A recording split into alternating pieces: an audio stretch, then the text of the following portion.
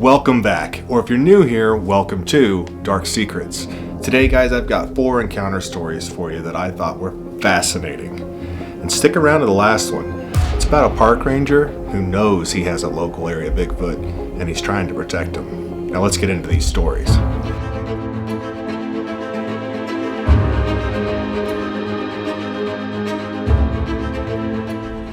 Encounter 1. Bigfoot Protected Me. Casey Hathaway, 3 years old, was playing with 2 children at his grandmother's house in the North Carolina woods. When the grandmother checked on them, she didn't see Casey and asked the other 2 children where he was. They said he just disappeared a couple minutes ago and they can't find him.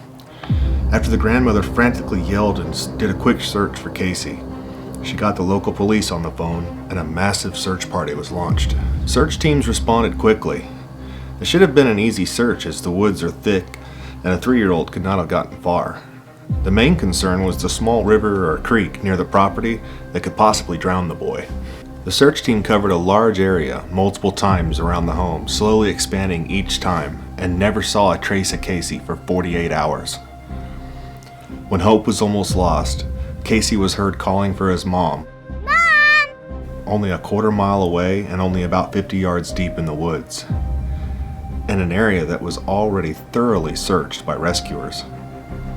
Rescuers had to cross a stream previously mentioned, and it was over waist deep and moving. Rescuers were dumbfounded how this 3-year-old crossed the stream. When they got to Casey, he was tangled in thorn bushes and very cold. When asked what happened, Casey told his mother and the authorities, both separately, the exact same story. A bear man stayed with me and kept me safe. Encounter 2. The Bigfoot Who Bears Gifts. It was 2004 in Washington State. I went up to the lake house with enough provisions to stay out there most of the winter. On my second night, I heard a knocking out in the woods as I went out to get some firewood. It was a strange sound, like something heavy, maybe hitting wood or a tree. I thought it was odd because my closest neighbor was a mile away and they only stayed at their place during the summer.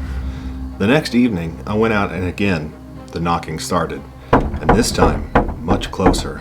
I trained my eye on the tree line and a massive figure stepped halfway out. It was tall, very tall, and we're both just looking at each other. And then just as fast as it appeared, it was gone.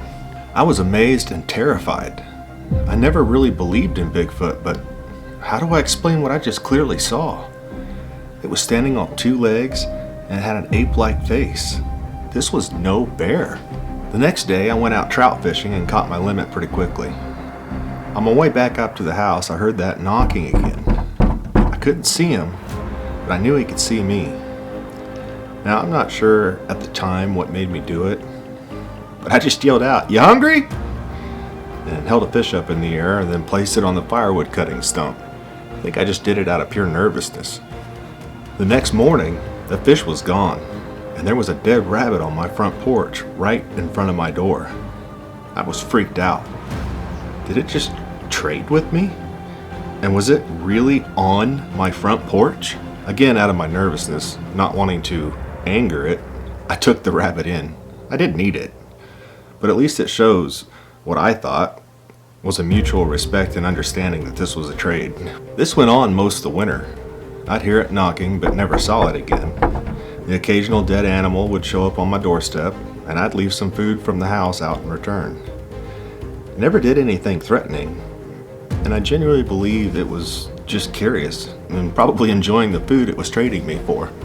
As it started warming up, the nighttime knocking and random animals on my porch started getting less and less frequent.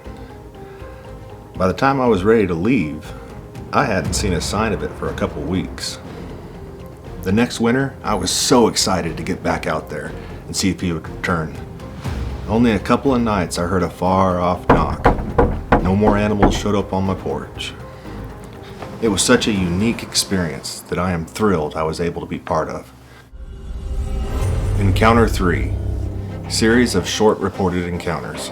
A Bigfoot sighting became a federal investigation when a man fired his weapon inside a national park in Kentucky. A backcountry camper at Mammoth Cave National Park in western Kentucky said a man approached him and mentioned he had heard some strange noises nearby. When the camper heard gunfire a few minutes later, it was the man shooting at a Bigfoot that he said stepped out from behind some trees. A pair of Bigfoot hunters were hot on the trail of the cryptid outside Houston, Texas in 2015, but they soon realized the creature was unhappy with their presence.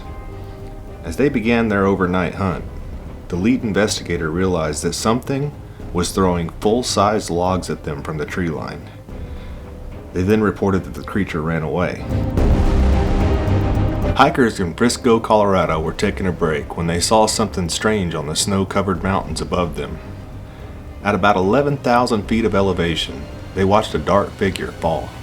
The hikers immediately began hiking up to the place where they had seen the fall. But all they had found was a series of huge footprints and handprints in the snow. Hey guys, really quick before we get to the park ranger story. If you're enjoying how we tell these stories in an immersive format, please drop a like, hit that subscribe button, and let me know in the comments what you thought of the video. I'd love to talk with you guys. Now let's get back to the story. Encounter 4. The park ranger protects him. I was hiking a remote trail in the Colorado mountains when I took a rugged detour to see a waterfall. I could hear the waterfall in the distance, and as I got closer, I noticed an animal near the base of the waterfall. At first, I thought it was a black bear, as it was fairly low to the ground and hunched over the water. Then it stood up on its two legs. I've seen a lot of black bears on my hikes, and yes, I know they can stand on their back legs too, but this was not a black bear. It must have been 8 feet tall, with long arms, and a more of a primate-shaped face and head. This was not a black bear. As I continued staring, it turned and looked right at me, which only confirmed what I already believed. This was not a bear.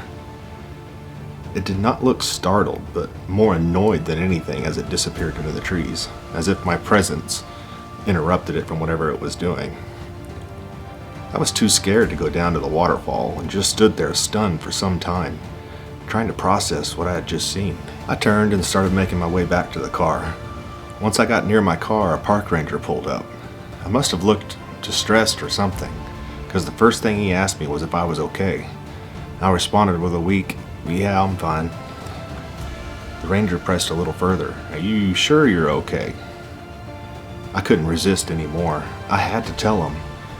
I went down to the waterfall and I think I saw Bigfoot.